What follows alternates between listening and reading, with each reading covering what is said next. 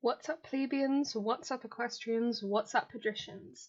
Today we're going to be looking at the literary sources for Culture Hero, and we're joined by my friend Pax, who, as you should all know now, is meaning peace.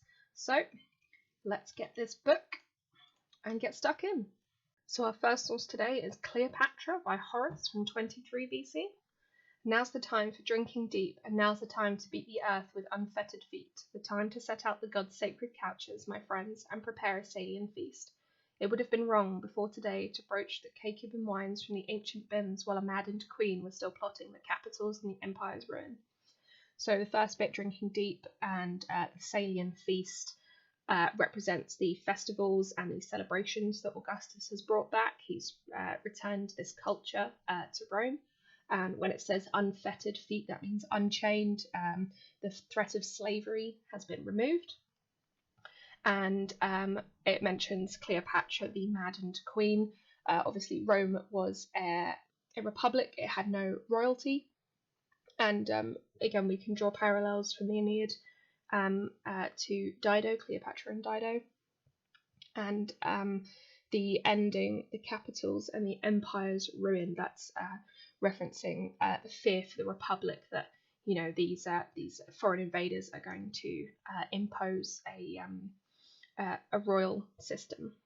The next one is Augustus Returns by Horace from 23 BC again. Go now, you boys, seek out perfumes and garlands in a jar that's old as the Marsian War, if any of them have managed to escape Spartacus's eyes, and tell that graceful Nera to hurry and fasten all her perfumed hair in a knot. If her hateful doorkeeper causes delay, come away.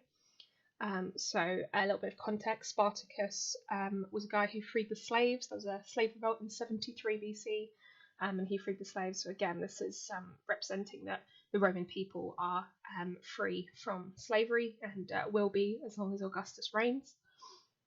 And the perfumes and the garlands and the perfumed hair and stuff, that's the leges Iuliae again. Augustus encouraged marriage and childbirth and to stop being adulterers, because apparently that's going on quite a lot.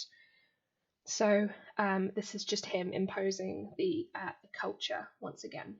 The next one is To Augustus by Horace from 13 BC this time. Caesar, this age has restored rich crops to the fields and brought back the standards at last to Jupiter, those that we've now recovered from insolent Parthian pillars, and closed the gates of Romulus's temple. Driven out crime and summoned the ancient arts again, by which name of Roman Italian power grew great. So Caesar referencing Augustus, he's restoring the crops, he's returning the standards from the Parthians, the foreigners, to them, and he's closing the gates of Janus, which only happened a few times, and that's referencing that Rome has no enemies anymore. So not only has Augustus restored the peace, but he's restoring all this culture as well. The next one is Carmen Seculare by Horace from 17 BC.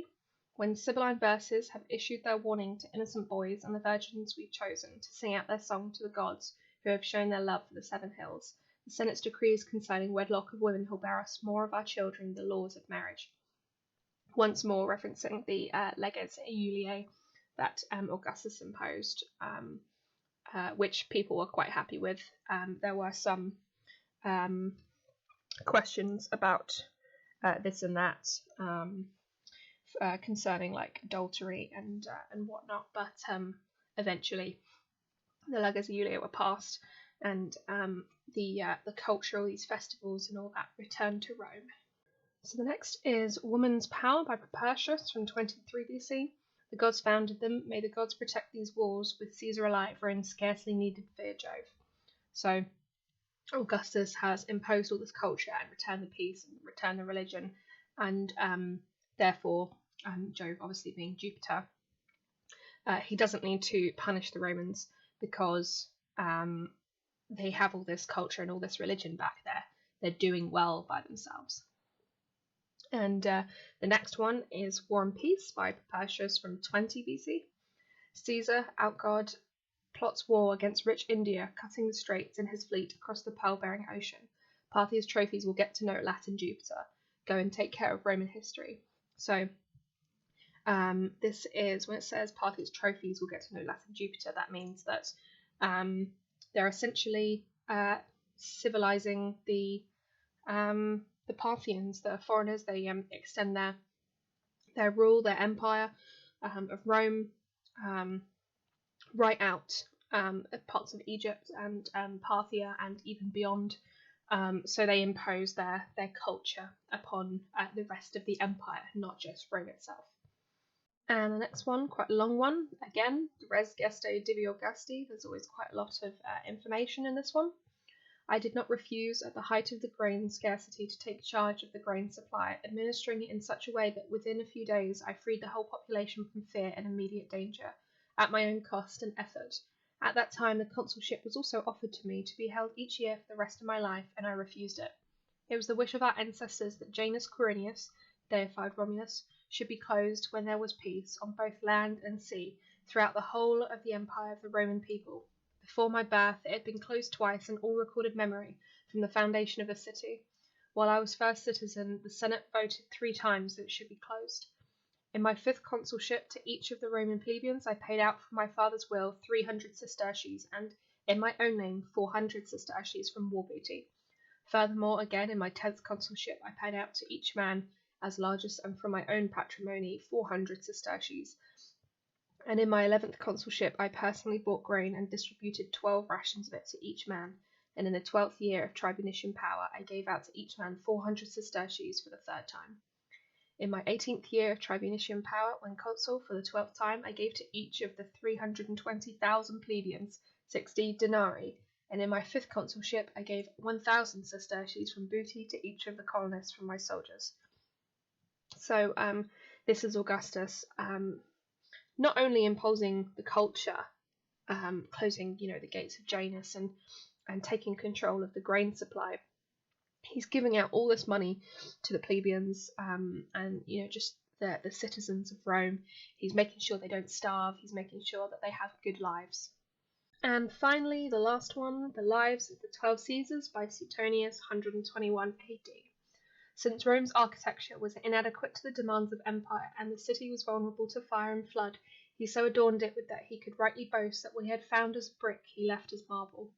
It was the forum used thereafter for public prosecutions and the casting of lots for jury service. It was during the Philippi campaign to avenge Caesar that he made the vow to build the Temple of Mars, and he therefore decreed that it should be used by the Senate to debate potential declarations of war or claims for triumphs to be celebrated. He also restored the calendar, reformed by Julius Caesar and allowed through negligence to fall into confusion and disorder, and rather than renaming his own birth month of September, he renamed the month Sextilis August, because in that month he won his first consulship, and his most notable victories were celebrated. He also relocated the statue of Pompey from the portico where Caesar had been murdered to the summit of a marble arch facing the main entrance to Pompey's theatre. So Augustus is doing a lot in the city. He's moving this around, he's moving that around, and he's cladding everything with marble. He's making the whole city look absolutely brilliant, even though things aren't built from marble. They just have marble attached to the buildings, which is fair enough because it's an expensive material even back then. And he's using the forum for declaring war and triumphs, and he's got his own month now, even though it wasn't his birth month. So obviously Julius has July, and now Augustus has August. So that's it for Culture Hero. I hope you enjoyed this video, and stay tuned for the part of Patriae.